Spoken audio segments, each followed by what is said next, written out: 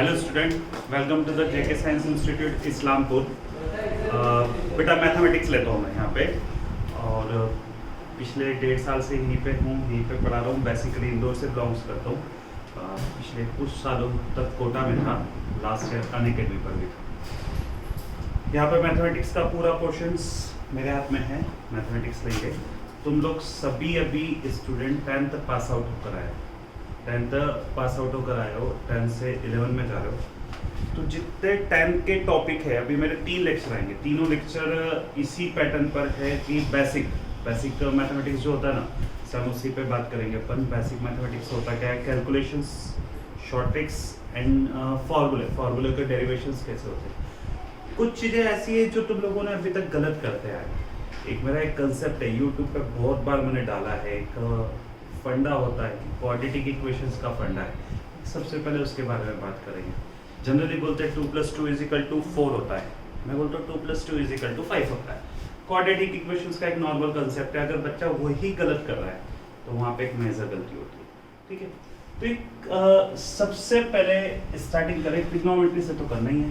उसके पहले quadratic equations 9th में पढ़ा है, 8th में थोड़ा सा बेसिक पढ़ा है।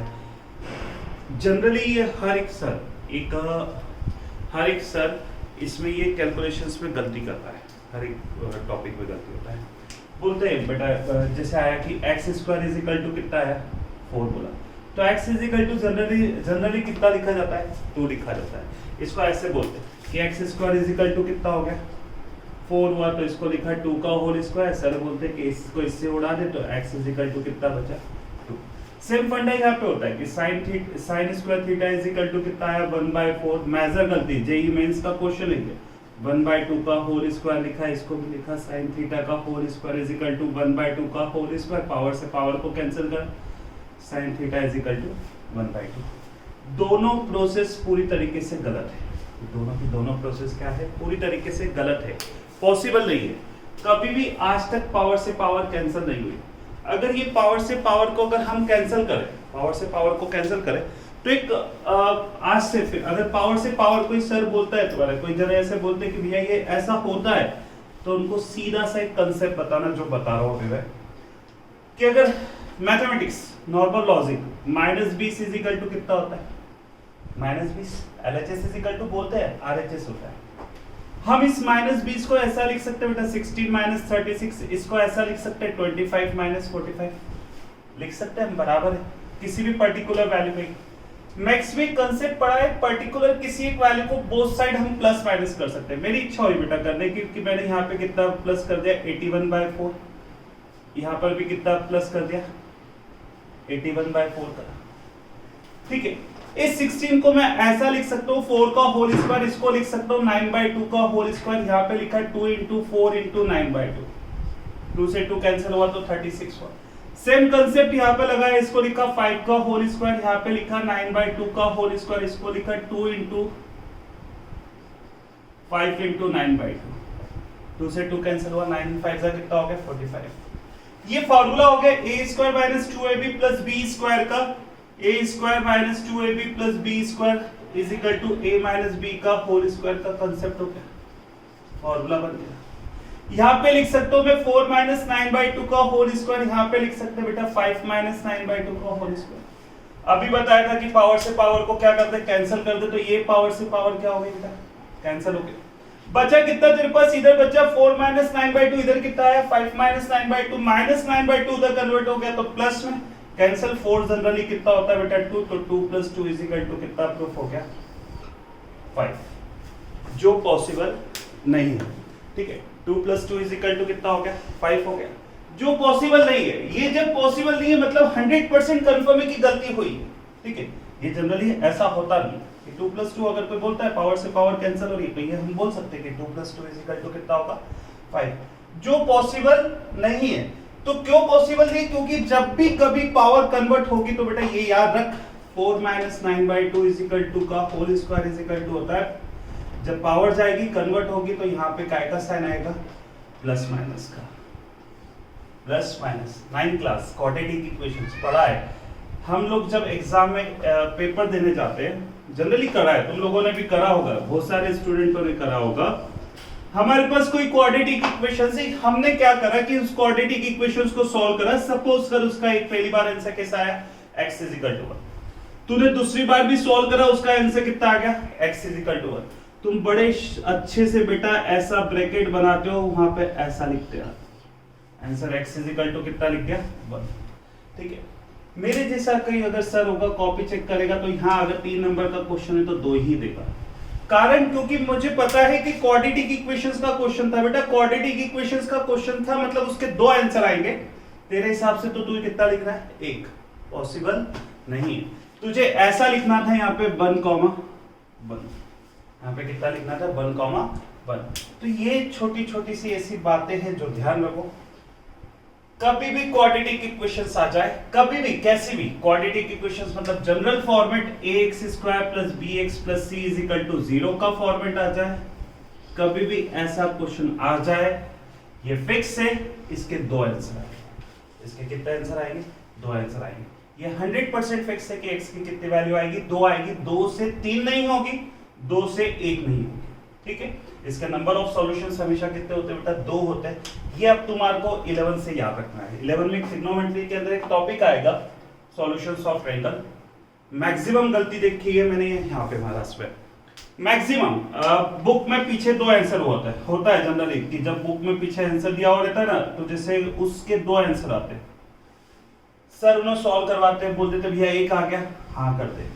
ठीक है, पर ये गलती कहाँ पे होती है मालूम है, ऑब्जेक्टिव क्वेश्चन जब आया, ऑब्जेक्टिव क्वेश्चंस की बात आई, तू तो एक क्वेश्चन है उसके अंदर ही आंसर आया, ये वाला आंसर नहीं दिया, चौथा ऑप्शन नन ऑफ दिस आया, तो उसी नन ऑफ दिस को क्या लगा के आओगे, टिक लगा के आओगे, जो पॉसिबल नहीं है। ठीक है, तो छोटे छोटे से कंसेप्ट है जिसके बारे में हमें क्या करनी है, बात करनी है। ठीक है, छोटे छोटे से कंसेप्ट है हमारे को, जो हमारे को सीखना है यहाँ पे, जो छोटे छोटे से कंसेप्ट को हमें देखना है बस, कि भैया क्वाड्रेटिक इक्वेशंस मतलब हमें फिक्स है कि वहां पे हमारे कितने आंसर आएंगे, 2 ही आंसर आएंगे, 2 आंसर के अलावा कोई तीसरा आंसर नहीं होगा। ठीक है, यही इस क्वाड्रेटिक इक्वेशंस के क्या कहलाते हैं बेटा, रूट्स कहलाते हैं। यही क्वाड्रेटिक इक्वेशंस के क्या कहलाते हैं, रूट्स कहलाते हैं। एक छोटा सा कंसेप्ट और बनता है, जनरली पूछा जाता है, बहुत समय से तुम लोगों ने ग्राफिकली पढ़ा है, ग्राफिकली की अगर बात करें, ग्राफ बनाना सीखा है। ठीक है, हम ग्राफ बनाते हैं, बहुत जनों की कॉपी में मैंने ये भी गलतियां देखी, जब हम ग्राफ बनाते हैं तो इस तरीके से होता है, क्वाड्रेंट बनता है, एक्स एक्सिस होती है, ये वाई एक्सिस होती है, यहाँ पे ओरिजिन होता है। ठीक है, एक्स एक्सिस होती है, वाई एक्सिस होती है, यहाँ पे हमारा कितना होता है, ओरिजिन होता है। इस तरीके से हमारे कंसेप्ट बनता है। ये फर्स्ट क्वाड्रेंट कहलाता है, ये सेकंड, ये थर्ड, ये फोर्थ क्वाड्रेंट कहलाते हैं। टोटल 4 क्वाड्रेंट होते हैं, 4 क्वाड्रेंट के अंदर ये पूरा एक प्लस कहलाता है, ये सेकंड, ये थर्ड, ये फोर्थ। फर्स्ट क्वाड्रेंट के अंदर जो दोनों वैल्यू आती है वो होती है प्लस प्लस, और काय की होती है, प्लस प्लस की होती है।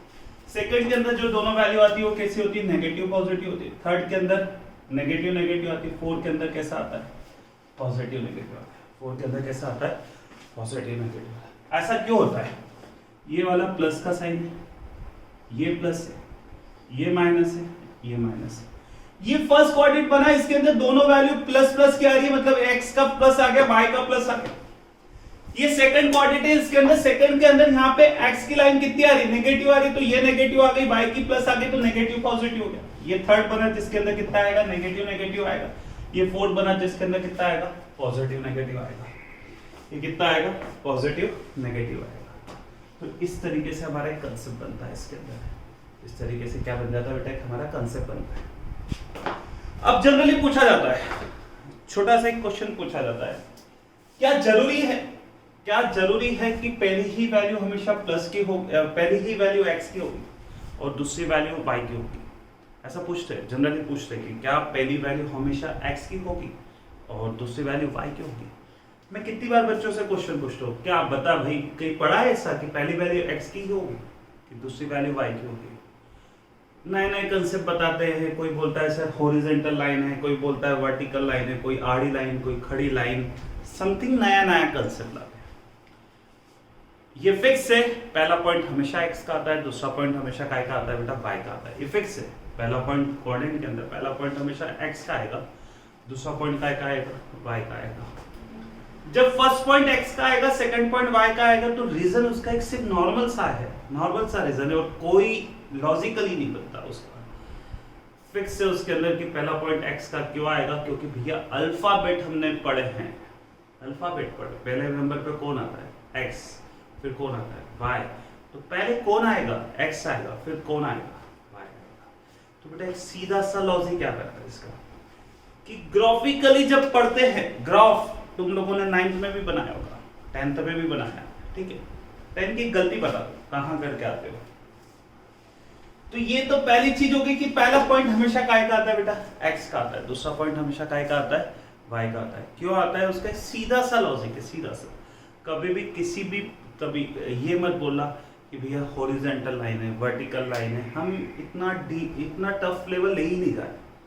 मेरा कंसेप्ट कैसा चलता है बेटा पढ़ाने का, मैथ्स को इजी करना है।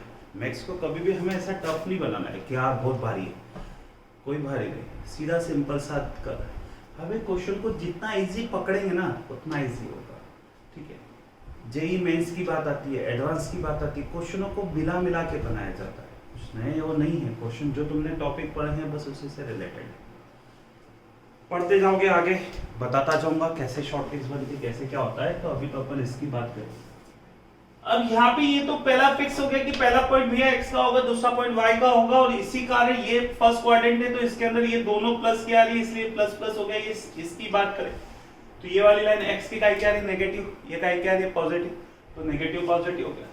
यहाँ की बात करें तो यहाँ पे कितना हो जाएगा, ये पूरी लाइन नेगेटिव नेगेटिव की हो गई, ये नेगेटिव हो गया, ये भी नेगेटिव हो गया, तो ये नेगेटिव नेगेटिव हो गया। वैसे इधर कितना हो जाएगा, पॉजिटिव नेगेटिव हो जाएगा। ये तो हमारी कंसेप्ट क्लियर हुआ। मेजर करते हैं, बोला जाता है ग्राफ हमेशा क्वाड्रेंट्स के अंदर बनता है। तेरे पास बेटा कॉपी के 2 पेज है,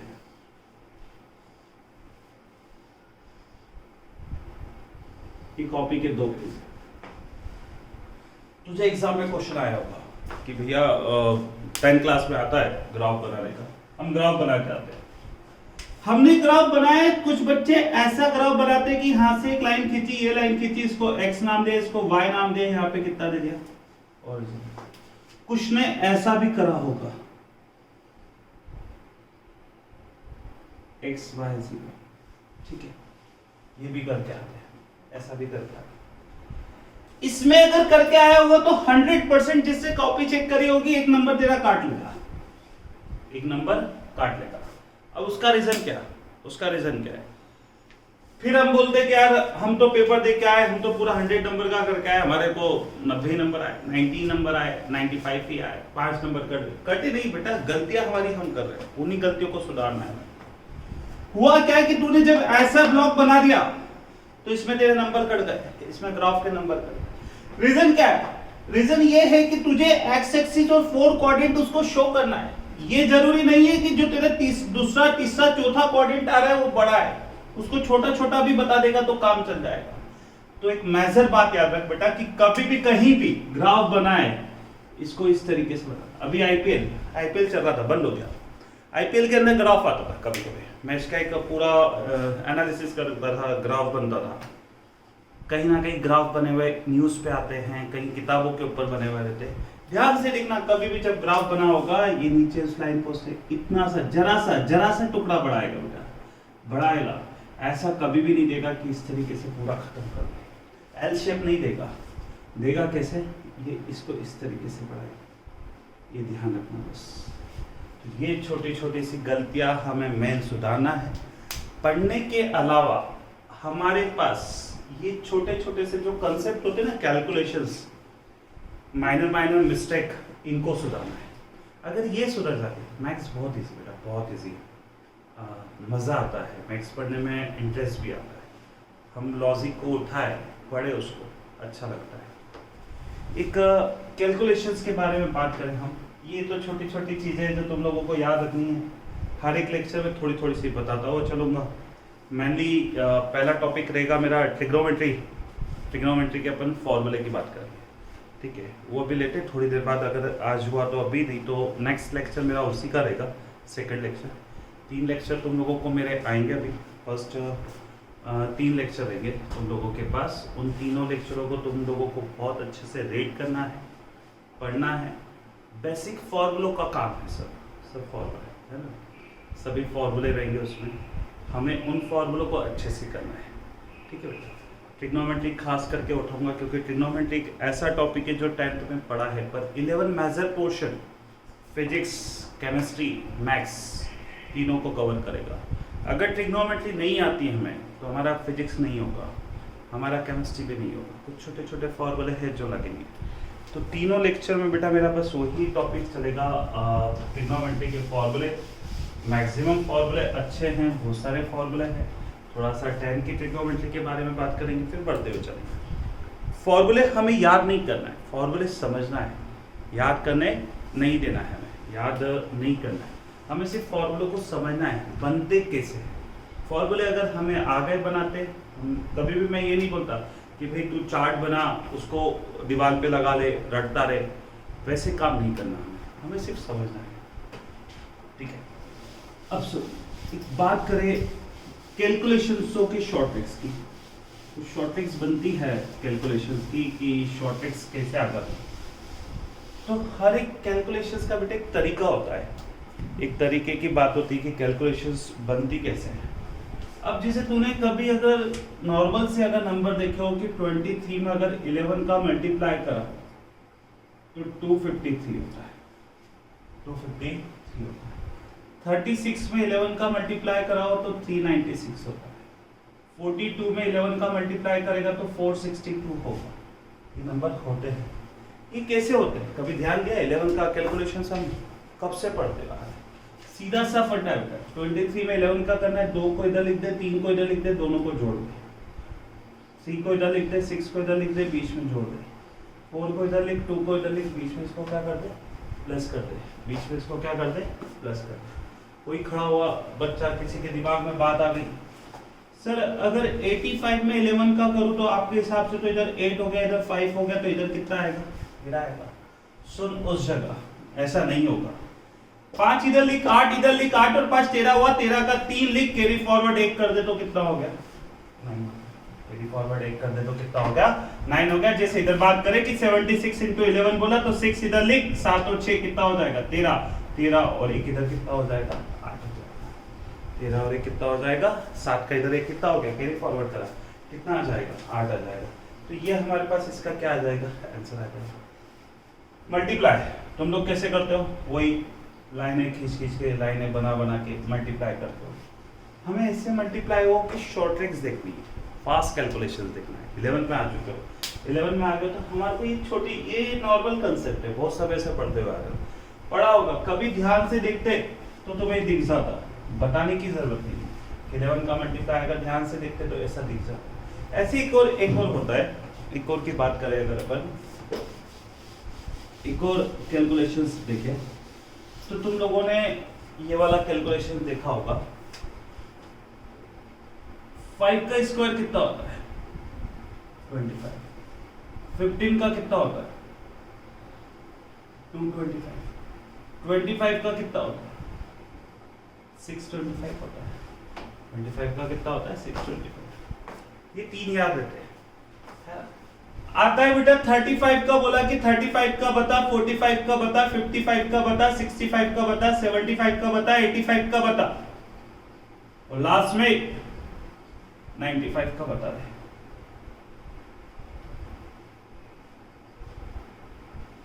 सुन कैसे क्या करा होगा उसने क्या लॉजिक लगाया होगा, उसने करा क्या होगा, मैजिक समझ। ये सभी ऐसे नंबर है जिसके लास्ट में कितना आ रहा है, 5 आ रहा है।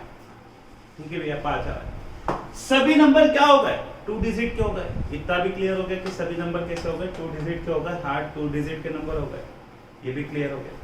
ठीक है, फिर क्या बात आ गई अपनी, उसने बोला है इसका स्क्वायरिंग करके आंसर बता कितना आता है। स्क्वायरिंग पूछा है, सीधा सा कंसेप्ट देख, तुझे तो ये 3 याद थे, इन तीनों को रट ले बस। ये 3 जो याद थे इसको देख। 5 का स्क्वायर कितना हुआ, 25। ठीक है, 15 का कितना हुआ, 225। 25 का कितना हुआ, 625 हुआ।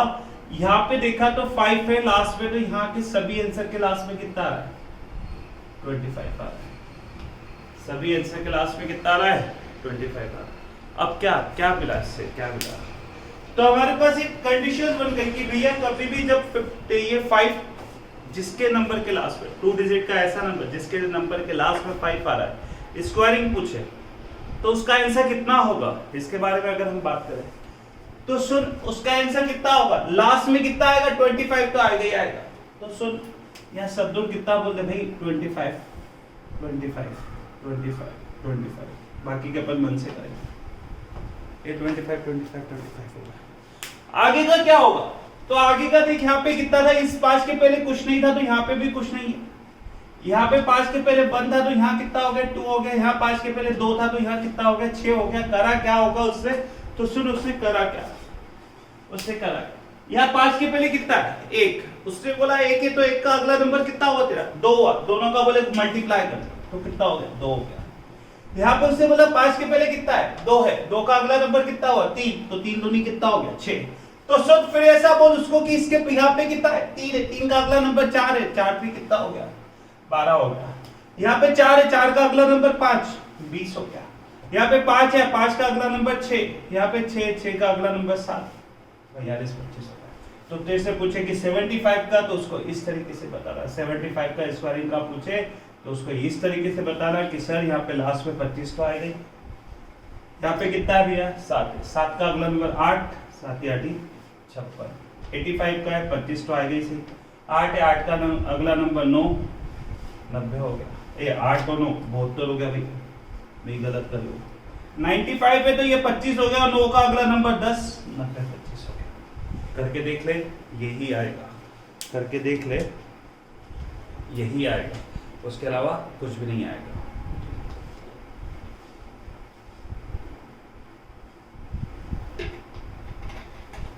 देखो इसको एक मिनट, फिर आगे बढ़ते हैं।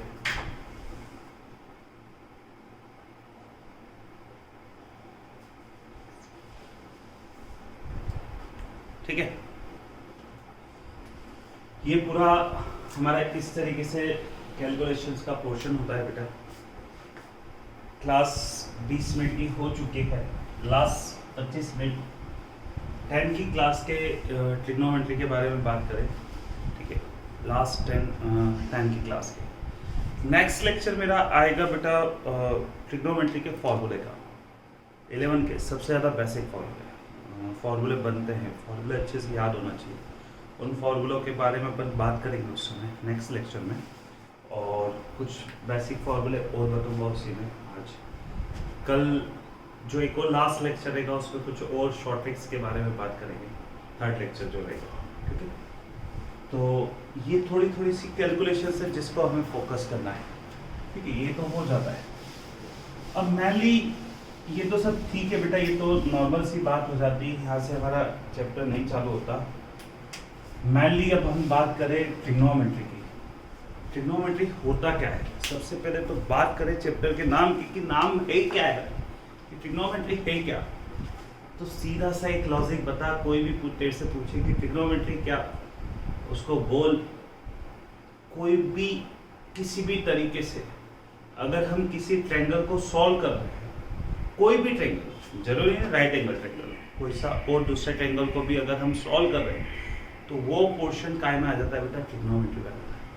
मैथमेटिक्स का एक ब्रांच होता है, अलग अलग ब्रांचेस बनी हुई है। अलजेब्रा अलग बना, कैलकुलस अलग बना, ट्रिग्नोमेट्री अलग बना। तो ट्रिग्नोमेट्री मतलब एक तरीके से हमें ट्रायंगल को सॉल्व करना है।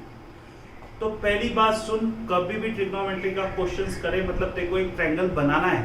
बच्चे पूछते हैं कितनी बार, सर ट्रिग्नोमेट्री का चैप्टर है, डायग्राम बना है या नहीं बना है?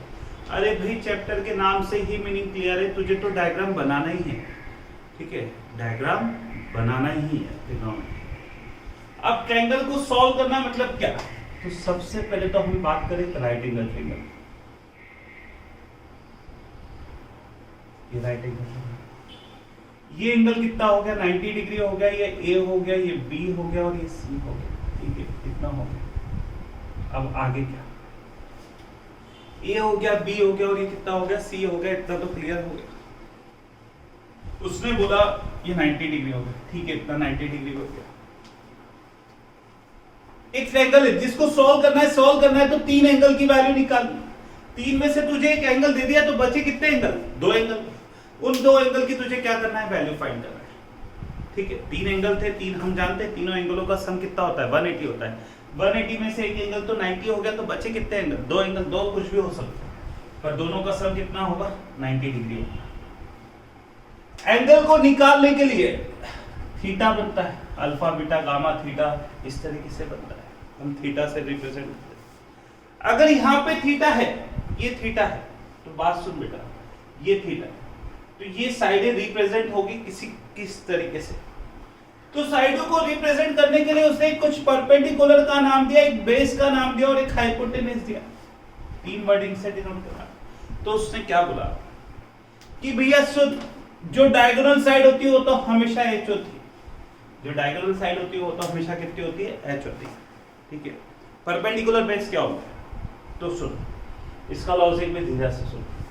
बेस मतलब क्या होता है, बेस बोलते हैं ना, बेस मतलब क्या, जमीन, सरफेस, हम जिसके ऊपर खड़े हैं। तो एक तरीके से बेस वो होता है जिसके ऊपर हम डिपेंड है, जिसके ऊपर हम रह सकते हैं, जिसके ऊपर हमारा वेट है, जिसके ऊपर हम खड़े हैं, जो हमारे को सपोर्ट दे रहा है, सीधी सी बात, जो हमारे को क्या दे रहा है बेटा, सपोर्ट दे रहा है। तो यहाँ पे एक बात सुन, एंगल को सपोर्ट कौन सी लाइन दे रही है, ये 2 एंगल है तेरे, दोनों को सपोर्ट कौन सी लाइन कर रही है, ये वाली कर रही है, ये कर रही है क्या, नहीं कर रही, ये सिर्फ इसी एंगल को कर रही है, बट ये वाले दोनों एंगलों को सपोर्ट कौन कर रहा है, ये वाली लाइन कर रही है। तो सीधा सा फंडा हो जाएगा, ये कितना हो जाएगा, बेस, बचा हुआ क्या कहलाएगा, परपेंडिकुलर, ठीक है, बचा हुआ क्या हो जाएगा, परपेंडिकुलर। तुम्हारे बुक में ऐसी डेफिनेशन दी हुई है कि थीटा के सामने वाली साइड क्या कहलाती है, परपेंडिकुलर कहलाती है, इस तरीके से लिखा हुआ रहता है, वो भी याद कर सकते हो। बस सीधा सा एक लॉजिक ये है कि यार बेस होगा क्या, बेस किसको बोलते हैं, बेस बोलते हैं ना कि बेस है, तो बेस क्या, जो हमारे को सपोर्ट दे रहा है, सपोर्ट यहाँ पे दोनों एंगलों को सपोर्ट कौन दे रहा है, दिख रहा है तेरे सामने, दिख रहा है यार, दोनों एंगलों को सपोर्ट कौन दे रहा है, ये दोनों एंगल, ये किसके ऊपर टिके हुए, ये से बी लाइन ऊपर, तो ये बेस हो गया। तो सुन फिर कि कभी मैं इस डायग्राम को ऐसा बना दूं कि यही एंगल है, ए बी सी है, और ये थीटा एंगल उड़ के यहाँ चला गया, तो तुझे पता है डायगोनल तो यही होगा, ये 90 डिग्री हो गया, तो अब की बार ये एंगल, ये वाली लाइन इस पूरे को क्या कर रही है, सपोर्ट कर रही, तो ये बेस हो जाएगा और ये कितना हो जाएगा, परपेंडिकुलर हो जाएगा, ये वाली लाइन कितनी हो जाएगी, परपेंडिकुलर हो जाएगी। तो ये कंसेप्ट हो गया कि ये वाली लाइन जो बनेगी वो कितनी हो गई, परपेंडिकुलर, ये बेस हो गया या हाइपोटेनस। गलती मैं ये नहीं बोलता कि तुम लोग करते हो, बहुत सारे स्टूडेंट यहाँ पे भी गलत कर जाते हैं, ये थीटा को यहाँ से यहाँ पहुंचा दो तो फिर यही बोलते हैं कि सर ये परपेंडिकुलर हो गया, ये बेस हो गया, ये साइडें चेंज नहीं होती, अरे क्या चेंज नहीं होती, तो इस तरीके से याद रख, कभी बोलेगा नहीं कि भैया ये दोनों कहाँ पे टिके हुए एंगल, इस लाइन के ऊपर, तो ये बेस हो गया, ये दोनों एंगल कहाँ पे टिके हुए, इस लाइन के ऊपर, तो ये बेस हो गया। ये डायगोनल साइड हमेशा क्या होगी, एच होगी, बची हुई साइड क्या हो गई, परपेंडिकुलर हो गई, सीधा सा कंसेप्ट हो गया। अब सुन, एंगल को सॉल्व करना है, 3 साइडें तो हो गई, एंगल को सॉल्व करना है मतलब हमारे पास कितनी हो गई, 3 साइडों के बारे में तो बात हो गई। अब क्या बचा, अब एंगल निकालना है। एंगल निकालना है तो एंगल तो हमारे को पता है कैसे डिनोट होता है, थीटा से डिनोट होता है। एंगल कैसे डिनोट हो रहा है बेटा, थीटा से डिनोट हो रहा है। तो इसी कारण ट्रिग्नोमेट्री के अंदर सबसे पहली चीज ट्रिग्नोमेट्री रेशियो बने, ट्रिग्नोमेट्री रेशियो बने। ट्रिग्नोमेट्री रेशियो अब टोटल कितने बने, पहले तो ये बात है, टोटल ट्रिग्नोमेट्री रेशियो बने हैं बेटा 6 ट्रिग्नोमेट्री रेशियो बने, जिसमें 3 मेन प्रिंसिपल ट्रिग्नोमेट्री रेशियो थे, 3 प्रिंसिपल ट्रिग्नोमेट्री रेशियो है ना। ये याद रखना, क्वेश्चन आगे जब तुम 11-12 में पढ़ोगे तो ऐसे आते हैं कि भैया प्रिंसिपल ट्रिग्नोमेट्री रेशियो बता क्या होता है, प्रिंसिपल ट्रिग्नोमेट्री रेशियो बताओ क्या होता है। तो प्रिंसिपल ट्रिग्नोमेट्री रेशियो मतलब क्या हो गया, प्रिंसिपल ट्रिग्नोमेट्री रेशियो टोटल होते 3। सबसे पहले आता है साइन, सिन नहीं बोलते उसको, साइन बोलते हैं, sine SIN, sine. Second number पे आता है बेटा कॉस, थर्ड नंबर पे टेन, फिर आता है कोसेक, फिर आता है सेक, और फिर आता है कॉट। थीटा निकालना है तो ये कहलाएगा sine theta, cos theta, tan theta, cosec theta, sec theta, और कितना हो जाएगा, कॉट थीटा। इस तरीके से होगा, sine theta, cos theta, tan theta, cosec theta, इसको नोट कर ले, ठीक है। Sine theta, cos theta, tan theta, cosec theta, sec theta, cot theta, इस तरीके से ये वैल्यू होती है, राइट। अब सुन, ये तो वैल्यू हो गई, अब इसमें क्या, इसको तूने साइड के फॉर्म में याद करा होगा, साइड के फॉर्म में याद करा होगा इसको। तो बोलते हैं कि भैया साइन थीटा कितना होता है, P/H होता है, cos थीटा कितना होता है b अपॉन h होता है, tan थीटा कितना होता है p अपॉन b, ये होता है h अपॉन p, ये होता है h अपॉन b और ये होता है b अपॉन b। इस तरीके से याद करा होगा, ठीक है, इस तरीके से याद करा होगा कि sin थीटा कितना होता है p upon h, cos theta कितना होता है b upon h, tan theta p upon b, cosec h upon p, sec h upon p, cot कितना होगा p अपॉन b। ये तो वैल्यू हो गई। मैंने क्या बोला, हमें कुछ भी चीज याद नहीं करनी, हम तो हम समझेंगे इसको। अब सुन, इसको याद कैसे करें, इन सबको हटा, तू तो सिर्फ एक वर्ड याद रख, एक वर्ड याद रख, ध्यान से सुन बेटा, मेरे वर्ड को ध्यान से सुन। पंडित थे एक, ठीक है भैया, एक पंडित हो गए जिनका नाम था बद्री प्रसाद। हो भैया, बद्री प्रसाद एक पंडित जी हो गए। एक कहानी के बारे में बात करते हैं। एक पंडित थे, पंडित बद्री प्रसाद नाम के एक पंडित थे जो हरर बोलते थे, ठीक है। अब पंडित जी उन्होंने तो हरर ही बोलते, नारायण नारायण हरर, इस तरीके से बोलते। तो एक कोई पंडित थे जो हरर बोलते थे, जिनका नाम क्या था, बद्री प्रसाद था, ठीक है, हो गया।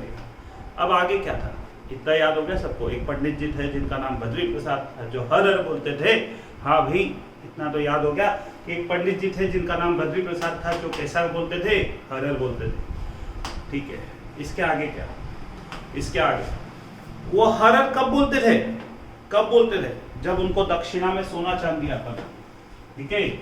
उनकी एक खासियत थी उन पंडित जी की कि वो हरर कब बोलते थे, जब उनको दक्षिणा में क्या आता था, सोना चांदी आता था, और वो सोना चांदी तोलते तोलते हरर बोलते थे। तो अब सुन, पंडित का पी, बद्री का बी, प्रसाद का पी, हरर बोले, हर हर बोले, ठीक है, हरर बोले, साथ में सोना चांदी तोले, सोना चांदी तोले। सुन ले वापस से, पंडित बद्री प्रसाद, पंडित बद्री प्रसाद, हर हर बोले, साथ में सोना चांदी तोले। सोने का कितना हो गया एस, चांदी का सी, तोले का टी। तो सुन, principal trigonometry ratio sine cos tan, मैंने क्या बोला, तीन मैन होते हैं, साइन कॉस टेन, उसके नीचे डायरेक्ट लिख दे कोसेक, उसके नीचे लिख दे सेक, उसके नीचे लिख दे कॉट। तो देख यहां से दिखा तुझे, साइन के नीचे कितना आ रहा है p अपॉन h, कॉस के नीचे कितना आ रहा है b अपॉन h, टेन के नीचे कितना आ रहा है p upon b, cosec opposite चल बेटा, h upon p, h upon p, सेक h अपॉन b हो गया, कॉट b अपॉन p हो गया। तो बस तू तो एक इस वर्डिंग को याद रख ले, कभी भी ये गलती नहीं करेगा, कभी भी गलती नहीं करेगा, ठीक है। इस वर्डिंग को याद रख, बस कभी भी इस तरीके से याद रख ले कि पंडित बद्री प्रसाद हरर बोले, साथ में सोना चांदी तोले, सोने का S, चांदी का C, तोले का T। S फॉर हो गया sine, T for cos, T for tan। Principal trigonometry ratio total 3 होंगे, साइन कॉस tan। तो ये तेरी वैल्यू मिल गई, कोसेक सेक कॉट हो गया। अब इससे एक बात और क्लियर हो गई, साइन के नीचे कितना आ रहा है, कोसेक आ रहा है, तो एक नया फॉर्मूला बन गया कि sine theta is equal to कितना होता है, 1 upon cosec theta. Sine theta is equal to कितना होता है, 1 upon cosec. Cos theta is equal to कितना होता है, 1 अपॉन सेक थीटा होता है। Cos theta is equal to कितना होता है, 1 अपॉन सेक थीटा होता है। tan theta is equal to कितना हो गया, 1 अपॉन कॉट थीटा हो गया। tan theta is equal to कितना हो गया, 1 अपॉन कॉट थीटा हो गया। ये दिख गया। तो बस ये तीन फॉर्मूले तुम्हारे को याद करने के बोलते थे कि साइन का ऑपोजिट कितना होता है, भाई साइन के नीचे कितना आ रहा है तेरा, कोसेक आ रहा है, तो sine theta is equal to कितना हो गया, 1 अपॉन कोसेक थीटा हो गया। Cos theta is equal to कितना हो गया, 1 अपॉन सेक थीटा हो गया। tan theta is equal to कितना हो गया, 1 अपॉन कॉट थीटा हो गया। अपोजिट कर दे तो cosec theta is equal to 1 upon sine हो गया, sec is equal to 1 upon cos हो गया, और कॉट इज इक्वल टू कितना हो जाएगा, 1 अपॉन tan हो जाएगा। कॉट इज इक्वल टू कितना हो जाएगा, 1 अपॉन tan हो जाएगा। तो बेटा ये फॉर्मूले बस इस कंडीशंस को याद रख ले, तो तेरे ये तीन फॉर्मूले भी याद हो जाएंगे।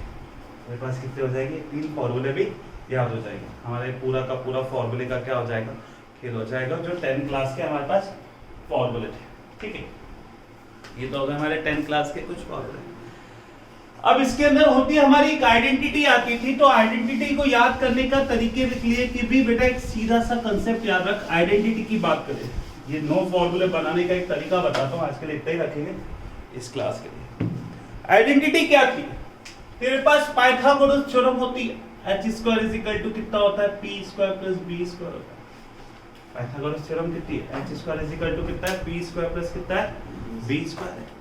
ठीक है, एक काम कर, क्या कर, डिवाइड लगा दे बोथ साइड, कैसे, एच स्क्वायर, दोनों पक्षों में काय का डिवाइड लगा दे, एच स्क्वायर का लगा दे। एच स्क्वायर से जब डिवाइड लगाएगा तो H square is equal to P square plus B square हो गया। यहाँ पे भी भाई एच स्क्वायर से डिवाइड लगा, यहाँ पे भी एच स्क्वायर से डिवाइड लगा, सेपरेट कर, H square upon H square, P square upon H square, B square upon H square, ये कैंसिल हो गया तो बचा कितना, 1। यहाँ पे ऐसा लिख दे इसको, पी अपॉन एच का होल स्क्वायर, यहाँ पे लिख दे बी अपॉन एच का whole square. P upon H कितना हो गया तेरा, साइन थीटा हो गया, तो इसको लिख दे तो साइन थीटा का होल स्क्वायर, इसको लिख दे कॉस थीटा का whole square is equal to 1। तो पहली प्रॉपर्टी बन गई बेटा, पहली identity, sine square theta plus cos square theta is equal to 1। पहले कितनी बन गई, sine square theta plus cos square theta is equal to कितना हो गया, 1। अब कुछ भी मत कर, बस इसको उठा के डाल लिया, 1 minus sine square theta is equal to कितना हो गया, कॉस स्क्वायर। अब की बार cos को लिया तो 1 minus cos square theta is equal to कितना होगा, साइन स्क्वायर। ये तेरे तीन फॉर्मूले याद कर ले, ठीक है,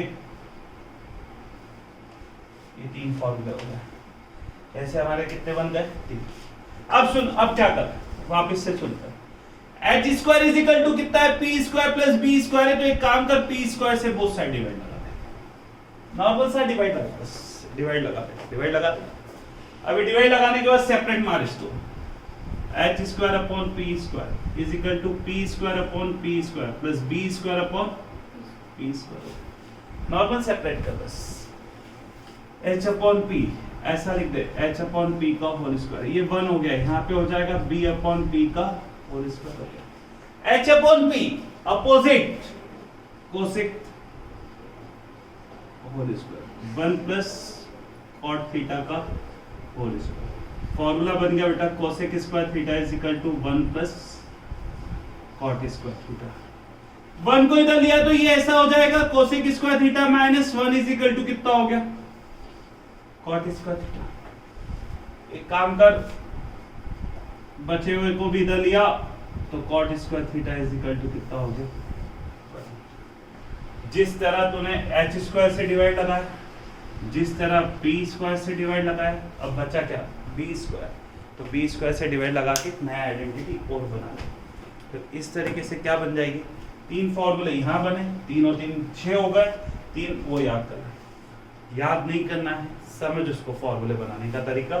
तो ये तेरा अगर ऐसा कर लेता है तो हमारे ट्रिग्नोमेट्री के जो 10th क्लास में तुम लोगों ने फॉर्मूले पढ़ रखे हैं वो बस ये ऐसे बन जाते हैं। एक तो पंडित भद्री प्रसाद वाला याद रख, ठीक है, पंडित भद्री प्रसाद वाला याद रख, और एक ये कंसेप्ट याद रख, डिवाइड लगा बनाते हुए चल, अपने आप तेरा क्या हो जाएगा, ये काम हो जाएगा, ठीक है। तो आज के लिए इस क्लास को इतना ही रखते हैं, है ना, इतना ही रखेंगे, और ठीक है, आज के लिए अपन इस क्लास को बस बेटा इतना ही रखेंगे। नेक्स्ट टॉपिक मेरा होगा ट्रिग्नोमेट्री के कुछ फॉर्मूले रहेंगे, एक ऑब्ट्यूज एंगल, एक्यूट एंगल पे कुछ फॉर्मूलेज बनते हैं। तुम लोगों ने sine 90 minus theta, cos 90 minus theta ये पढ़ रखा है, उसी के फॉर्मूले बने कैसे हैं उनके बारे में बात करेंगे। तो नेक्स्ट क्लास मेरी उसी का होगा, नेक्स्ट लेक्चर होगा उसका, उसमें पूरे फॉर्मूलों को देखना है। बस अगर वो आ जाता है, एक तीसरा लेक्चर फिर मेरा आएगा ट्रिग्नोमेट्री के फॉर्मूले का। तो ये फॉर्मूले अगर अच्छे से कर लेते हो तो तुम्हारा फिजिक्स, केमिस्ट्री, मैथ्स तीनों के अंदर यूज होना है। नो कंडीशंस याद हो जाए, नो कंडीशंस ये वाली 6 फॉर्मूले उधर के, इस तरीके से। बाकी टेबल बनती है, टेबल सभी को आती होगी बनाते, कि टेबल बनती कैसे है, साइन 0 की वैल्यू, तो हुआ तो पहले टेबल से चालू करेंगे अपन। टेबल या तो बता दूंगा वापस से बनाना, और टेबल 90 तक भी नहीं चाहिए, 90 से आगे तक ही चाहिए। टेबल के बारे में बाद में बात करेंगे। नेक्स्ट लेक्चर होगा बेटा 90 माइनस थीटा फॉर्मूलों का डेरिवेशन होता है, पूरे 54 फॉर्मूलेज बनते हैं उससे, जो शॉर्ट तरीका बताऊंगा उससे 54 फॉर्मूले बनेंगे। ओके, तो नेक्स्ट लेक्चर मेरा रहेगा इसके बाद। थैंक्स।